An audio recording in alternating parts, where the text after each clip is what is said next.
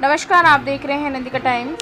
आज की खबर है राजस्थान से। राजस्थान के कोटा स्थित ऐतिहासिक चंद्रसेन मठ के महंत देवानंद महाराज की हत्या के मामले ने देश भर के साधु संत समाज में भारी आक्रोश पैदा कर दिया है। इस घटना को लेकर अंतर्राष्ट्रीय संत बौद्धिक मंच के अंतर्राष्ट्रीय अध्यक्ष एवं सनातनी अखाड़ा के संस्थापक स्वामी स्वदेशानंद ब्रह्मगिरी महाराज ने केंद्र सरकार से कड़ी कार्रवाई की मांग की है। उन्होंने राष्ट्रपति, प्रधानमंत्री नरेंद्र मोदी और गृह मंत्री अमित शाह से हत्यारों को कड़ी से कड़ी सजा दिलाने की अपील की। आइए जानते हैं पूरी खबर विस्तार से।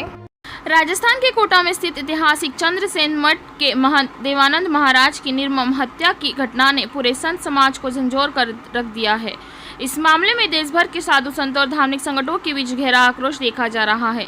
घटना के बाद अंतर्राष्ट्रीय संत बौद्धिक मंच के अंतर्राष्ट्रीय अध्यक्ष एवं सनातनी अखाड़ा के संस्थापक स्वामी स्वदेशानंद ब्रह्मगिरी महाराज ने तीखी प्रतिक्रिया व्यक्त करते हुए कहा कि यह केवल एक संत की हत्या नहीं बल्कि सनातन संस्कृति और धर्म की सेवा करने वाले संत समाज पर हमला है। स्वामी स्वदेशानंद ब्रह्मगिरी महाराज ने कहा कि महंत देवानंद महाराज की हत्या करने वाले अपराधियों को ऐसी सजा मिलनी चाहिए जो पूरे देश के लिए उदाहरण बने। उन्होंने राष्ट्रपति, प्रधानमंत्री नरेंद्र मोदी और केंद्रीय गृह मंत्री अमित शाह से इस मामले में तत्काल हस्तक्षेप करने की मांग की है। स्वामी स्वदेशानंद ने देश में लगातार साधु संतों पर हो रहे हमलों को लेकर गंभीर चिंता जताई। उन्होंने कहा कि कई वर्षों से साधु संतों की सुरक्षा को लेकर विशेष कानून बनाने की मांग की जा रही, लेकिन अब तक कोई ठोस कदम नहीं उठाया गया है।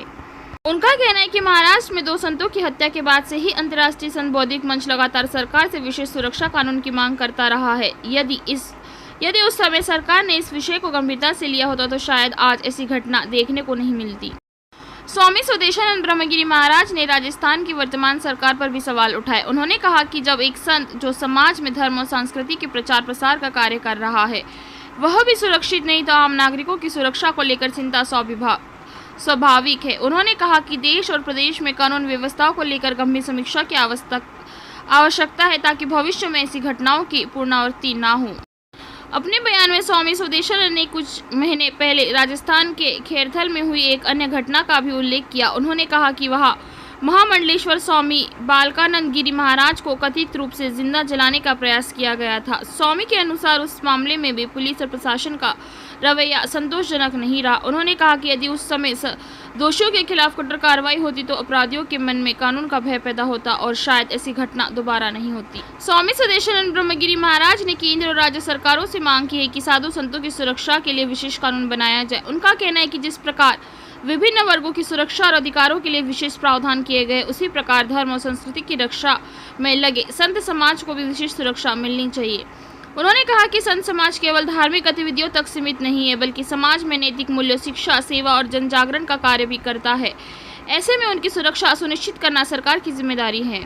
स्वामी स्वदेशानंद ने सरकार को चेतावनी देते हुए कहा कि यदि महंत देवानंद महाराज की हत्या के आरोपियों के खिलाफ त्वरित और कठोर न्याय नहीं हुआ तथा साधु संतों की सुरक्षा के लिए विशेष कानून नहीं बनाया गया तो देश भर के साधु संत आंदोलन का रास्ता अपनाने के लिए मजबूर होंगे।